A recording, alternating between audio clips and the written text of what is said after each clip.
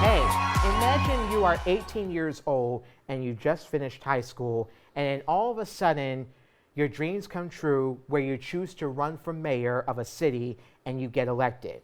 And that was the case for this 18-year-old who graduated from high school last year, who made a difference hopping on the campaign trail and becoming the youngest African American mayor to be ever elected in the city of Earle, Arkansas. Yes, he ran wild and won the election. Not only that, we're thrilled to have him on our show to tell us more and what his plans are as mayor of Earle, Arkansas. Please welcome, joining us now virtually from Earle, Arkansas, the fine, sharp, youngest mayor, Jaylen Smith here. Welcome, Jaylen. Yes, can you hear us? Thank you so much for having me on today. Very honored to be here and looking Yes. forward to telling you more about my story. Yes, we were glad to have you on here, because you are like considered the youngest mayor ever. I'd say all around the world, but I might be wrong if there's anyone else that has achieved what you have already achieved already here. So just tell us like the background behind it. Like, why did you choose to run for mayor in the city? And because obviously there's a lot going on from what I heard happening in Earle, Arkansas. So tell us more about that. Okay, great. So I'll just kind of tell you the why and the how of how I got where I am today. Yes. So when I was a younger teenager, growing up, I always had a passion for helping and caring for senior citizens. Mm-hmm. And at that time, my dream was to become an Arkansas State Trooper. But when I got to high school, I had two young men approach me and asked me to join an organization called Student Council. So I went home, I looked at myself in the mirror and I asked myself, do I believe in myself? And after that, shortly, I prayed and asked God to guide my steps and order me what I should do next. So the next day, hey, I got involved with the organization, very involved with the organization, involved with the school, advocating for students, advocating for student learning disabilities, advocating for the best quality of education for students as a whole, with learning and regular students. And not only doing that within the school system, we also did the same exact thing in the community. We're helping with senior citizens, advocating for the best quality of living for senior citizens, issues that we face, we advocated as a student council.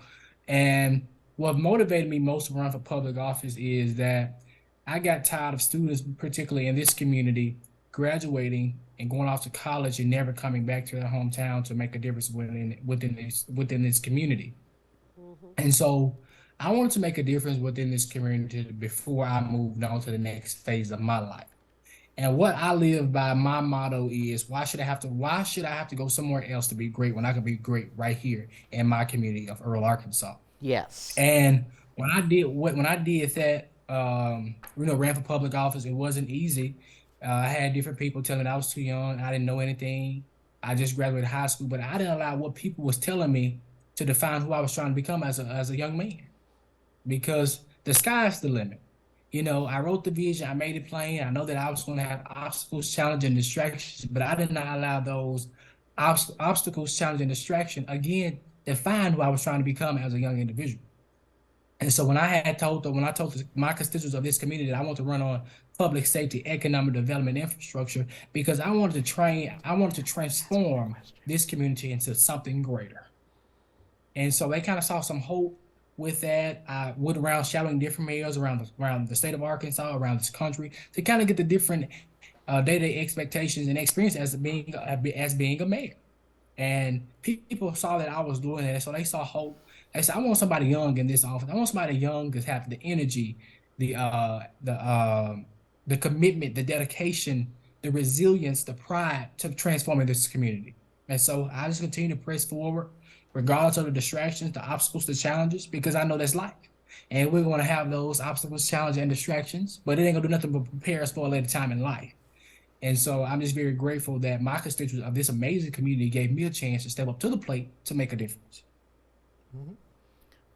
Well, kudos to you, Mayor Smith. You're an amazing Thank you. young man. What are some of your top priorities for Earle, Arkansas, and how do you plan to achieve them? Okay. So when I was running my campaign, I ran more on a specific piece of running. So I ran on public safety, beautification, abandoned houses, new houses, public transportation, grocery stores, streets, water and sewer system. So I'll start with the public safety piece first, the most important things first. So with the public safety piece, when I came into this office, we didn't have a lot of police officers. Mm-hmm. And dealing with a There small we go. community, we don't have a lot of money like other communities do. And so I've been pulling in with our state legislative, our congressmen to kind of find some resources and sources to bring back to kind of get more officers on board. So when having those conversations with them, we have been looking into different grant opportunities that can kind of help us for 3 years to hire officers. But after those 3 years of as a city, we got to find some kind of way to sustain those officers, which I'm very confident in those 3 years if we get the grant or whenever we apply for the grant, that we can sustain those officers because safety is most important. Mm-hmm. And that's something we need in this community. Right. And so the beautification piece is the cleanliness of the city. Right. So the cleanliness of the city, as far as it's a lot of paper, grass cutting, et cetera, et cetera. But the main things we want to do, we want to develop new habits in this community. So when we're going down the street, we want to stop. We want to stop as a community to stop to pick up that paper, so we can just show a new initiative that we're trying to get the cleanliness of the city back on court. But it's going to take not only myself, my city council, but it's going to take the people of this community to help us hold each other accountable when it comes down to the cleanliness of the city. Mm-hmm. Now, moving on to the public safety piece. So the reason I want to kind of incorporate it and put a public safety piece in this community because we have a lot of senior citizens. We have a lot of people in this community that doesn't have transportation or adequate transportation to get to and from the doctor's office, to and from the job site. It just goes and list goes on and on. So we, as a community, we want to try to bridge that gap. With get partnering with different private sectors to bring in public transportation so that our people can have easy accessibility to get to and from where they need to go. And so bringing in and then the last piece is the grocery store piece, which this community had a grocery store a couple of years back, but we want to come back and bring another grocery store within this community because we're a small community with around 1,800 people, and we're growing. We're now at 1,831, and we're growing still. So we want to bring a grocery store back in the community so that it can help because we have people in this community that's low income.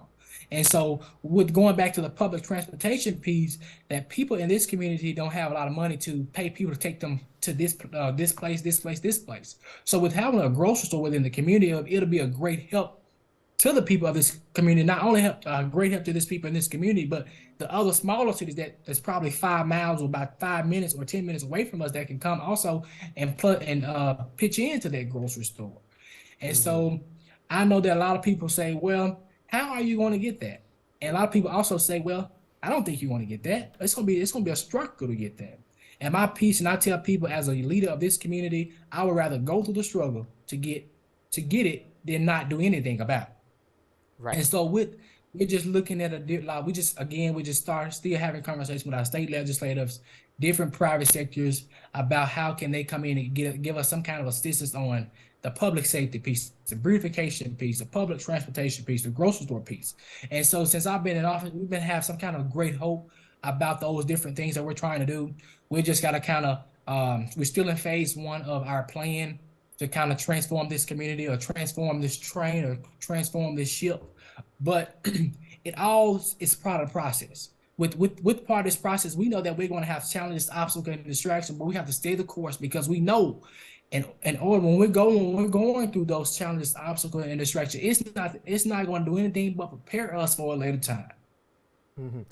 Now that you mentioned about the policing and about with Arkansas here, because there's been a lot of talk about where people are like for defunding the police or against defunding the police. What is your stance on that? Are you for or against defunding the police?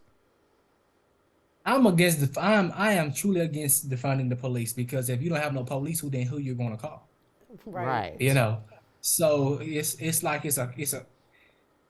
I'm totally against it because police officers, we do have police officers that's out here putting their life on the line every day to keep us safe. And we just have to applaud the ones that are doing the correct things. And we just have to take the ones that are just abandoning the police and get them off our streets. Right. And I And also so it go. all. Sorry. No, go Go ahead. ahead. I'm sorry. No, go ahead. Yeah, you were going to say something. I wanted to ask another Oh, question. but it all comes in. We're trying to. It all comes into a piece of different phases that we have to put in. We have to establish like phase one, what's called how can we get safer police officers, or how can we get the adequate police officer. You have to go to those different phases to kind of transform the culture of policing. Okay, and there was also, and you know what I found interesting, like when with the election, you won by a very small number here, and it was like, it was about 50 some people that where that you got more votes than the other. I'm just curious to know, like, when you won the election by that small amount, what was like your immediate response, and like what was going through your head after you found out that you won? Well, I was very excited when I saw the results. When I saw the results from the election, I didn't take it for granted. I just trust in my Almighty God that um, regardless of the outcome, I still have work that need to be done, and I just kept that mindset. When I won the election, I just said to myself, and I told my family, just time to get to work. It's time for us to get to work.